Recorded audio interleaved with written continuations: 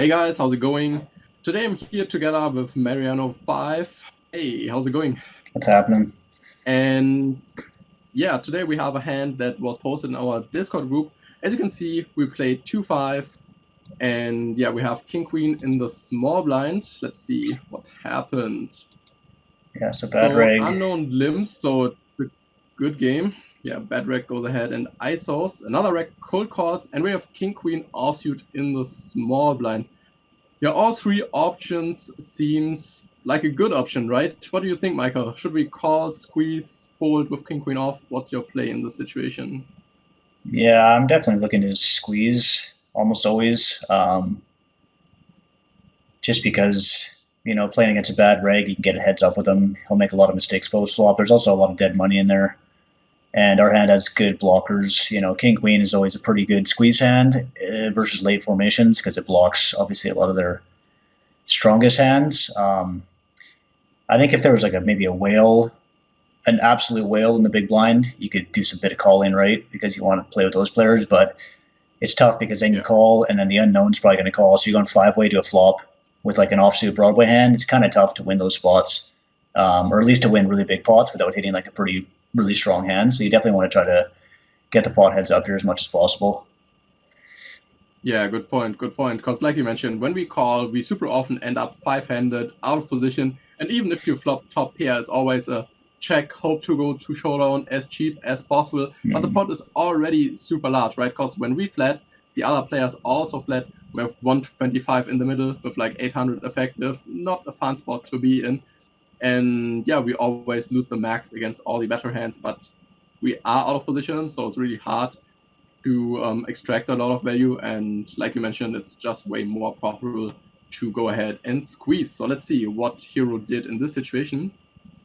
Yeah, so he does squeeze here. A little bit too small though, because there's obviously the limp, and then yeah, the initial raise and the call. And I think as a standard, it's pretty easy just to say, okay, out of position, I'm going to go 4x versus one player. So obviously, if it was just a bad raising, you just go 4x, but then you obviously add an additional one for however many colors there are, right? So here you just go 5x is raised, pretty simple. If there's one other color, just go 6, maybe 6.5. So I think using that simple metric is pretty easy to follow. So definitely a bit too small here because I think if the bad reg calls, there's a really good chance the other reg is going to call. You just lay him a really good price. Yeah, 100%. And we don't want that, right? Even when both opponents fold, we are fine, right? It's not that Yeah, King Queen is another 10 or we only threw at aces and kings, right? Then, of course, we want them to call more often. We are throwing a somewhat wide range in the small blind, and we want to have some fold equity preflop. So when you are on the button, the sizing is fine. Like 4x in position, why not? It's easier to realize equity. We still have full equity. It's fine. But even then, probably going more like 110 or something like this. But out of position. And also, what's important here, we are a little bit deeper, right? We are nearly 160 big blinds deep. So given that we are deeper than usual, I would even squeeze a little bit bigger.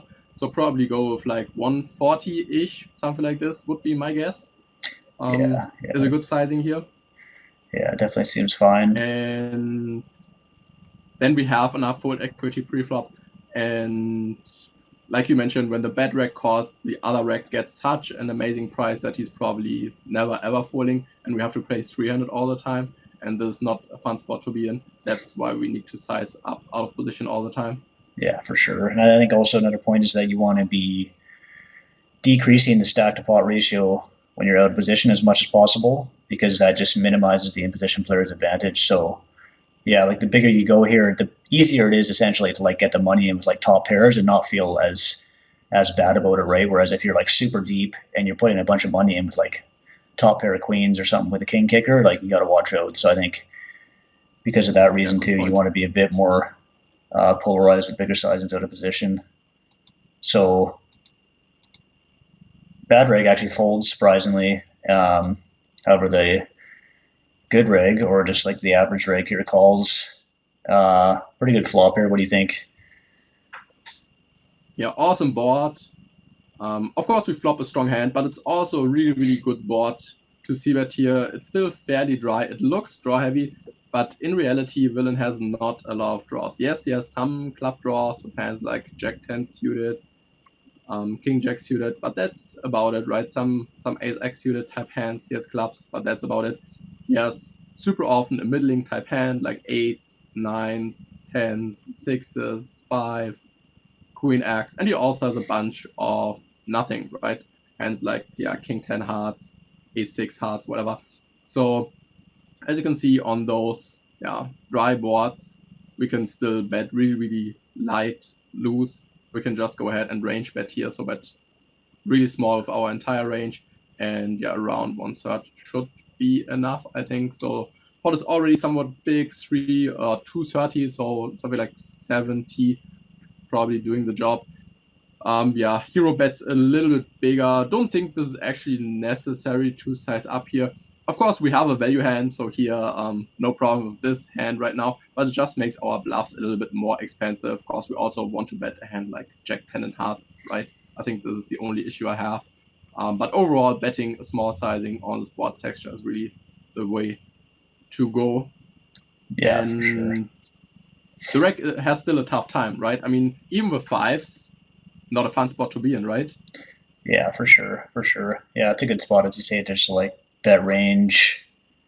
And then with our hand, I think we can feel pretty safe too with the King Queen. I think if you had Ace Queen, a lot of rigs in today's games are 3-betting those hands. Like they know to 3-bet them is a pretty standard play. So we're feeling pretty good with our hand here. So, and as you say, we can just bet our Yeah, range. that's So also it's important. Yeah. totally Yeah. So fine. when he calls, we basically have the nuts, right? Yeah, pretty much. I mean, he could obviously have some sets, but I think we're feeling pretty good, and we could potentially. I think this hand's like pretty borderline to go 3 streets. It's probably like Ace Queen would be like a pretty easy 3-street value bet. I think on a lot of dry runouts, but this one is like getting fairly close. But I think, as you say, just starting with the bet, totally standard, and gets called, and then the Ace of Diamonds on the turn is obviously not the greatest card. Changes things. What do you want to do? You want to be betting here? You want to be checking? What do you think? Yeah, with all the options, I think what we can never do, or what we should never do, is betting big. I think this is a huge blunder when we bet big on the turn. Because when we bet big, we want to bet polarized, so bet really strong hands like Ace Queen, Ace King, something like this, right? 2 pairs, strong draws. And with King Queen, we have a middling type hand, so we never want to bet big on the turn. So we want to go a little bit more polarized. I think the check is a good idea. Also, I think the turn is not the worst card in the deck. Worst card is probably Ace and Clubs. Yeah. So he still has a lot of flush draws, right? That's why this is not the worst card in the deck. And the Ace only helps him when he has like Ace high flush draws. That's about it. Maybe A7, right? Like A7, A7 spades. Yeah. But besides that, we should still have fairly often the best hand against a 7, 8, 9, 10 jacks, Queen X. Yeah, do you think we also have another option besides checking turn? Yeah, I mean, I think betting small is definitely an option. As you say, he doesn't have like a ton of ace X. I think he could definitely have like ace X of spades.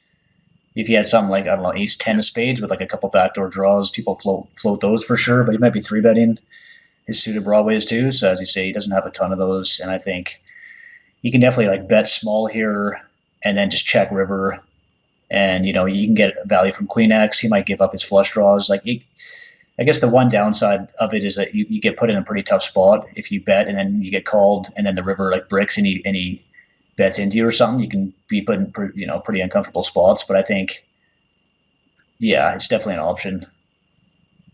But obviously, checking's Definitely. totally fine as well.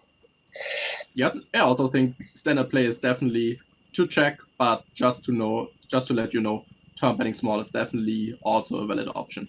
Yeah, for sure. So he does check, and the rig checks back. So obviously, that's good. Like when we don't get bet into, they're not facing a decision, so it's good. And then he obviously caps himself a little bit too when he checks back, which is nice. Yeah, really important point. I think when he checks back turn, he never has like 2 pairs. Even a hand like Ace Jack or Ace 10 spades is always betting turn. At least Ace 10 spades, Ace King spades, hard to have when we have the Ace King. But yeah, I think he caps himself a lot, so his range is way more like 7x, 8s, but also a ton of Queen X, like all the Queen Jack suited, Queen 10, Queen 9, Queen 8 suited, depending on how good or bad the reg is, and all the second pairs. So on the river, I actually feel quite comfortable. What do you think? Is his hand strong enough to value bet? Yeah, I think so for sure. For small size, as it's same ideas on the turn, right? You don't want to bomb here for like 3/4. Although, yeah, it could potentially, you could potentially even go up to like 2/3, I think, and still get value. But you definitely don't want to be going too big. You want to keep his range as wide as possible when you bet here, as long as obviously when you go smaller, you do open yourself up to be raised. But I don't think in these games players are really just raising rivers enough as bluffs, anyways. So you could be comfortable bet folding. So definitely a pretty good option to bet Yeah. here. Yeah, and that also helps some strong hands, right? We still have hands like nines and ace king, ace jack, hands that we check turn as a trap sometimes, ace queen to check shove, whatever. Mm-hmm. So yeah, I also like a small block bet on the river. Like you mentioned, usually really small, like 110, 120, 130 in this neighborhood. Because when we go way too big, the chance is really high that he folds a worse queen, and he definitely folds a 7, 8, 9, stuff like this. So I think we can definitely extract a lot of value. And I'm still not surprised when he calls with like 7, 8, because players are just suspicious, right? They don't want to get bluffed for small sizing, so they hero way too much. So even hands they shouldn't call, they are usually bluff catching. So yeah, let's see what happened. Yeah, so he does check. Yeah, I think checking is also fine, like you mentioned. But the question is always, what should we do when he bets big? Because this is a really, really dicey spot, right? When we check and he goes ahead and bets like 300. Mm-hmm. Yeah, I mean, I think That's pretty close. yeah, it's definitely a tough spot. Obviously, if you had any type of like prior history with the guy, it'd make a big difference. But if you just say you're playing with like a standard solid reg, yeah, it's a gross spot. I think it's a really tough spot because he can definitely still have a lot, like at least some ace x that he floated flop with and he decided to check back turn, something like ace 10 suited or ace x clubs, right? So he can definitely have a decent amount of ace x, but he could also certainly have a lot of like missed flush draws, maybe some hands like 5-6 suited, 5-4 suited that he plays this way, which is totally standard. Hands like, I don't know, maybe like king 10 of spades. Oh, I guess we have the spade, but there might be some Broadway floats. But I think, again, like a lot of people bet those on the turn, once they get a chance. So that definitely narrows his river betting range. So I think it'd be a tough spot. And I think it really depends on the sizing. If he went like half pot, I think you just have to call because you're getting such a good price. But once he goes up to like 2/3, 3/4 full pot, I think people just, yeah, the range is obviously going to be a lot more polarized. So it becomes a tougher spot. And again, if you have any history on the guy, if you know this guy is like pounces on weakness and has pretty wide ranges, then I think it's like a slam dunk call because, yeah, you just can't really afford to be like check folding this hand because you're pretty high up in your range, right? Once you check the river. Because I think when you have ace x, you're going to be value betting yourself quite often. So you got to remember that you're pretty high up in your range. And, maybe even some regs, they might even make like a polarization error where they bet a hand like queen jack occasionally, you know what I mean?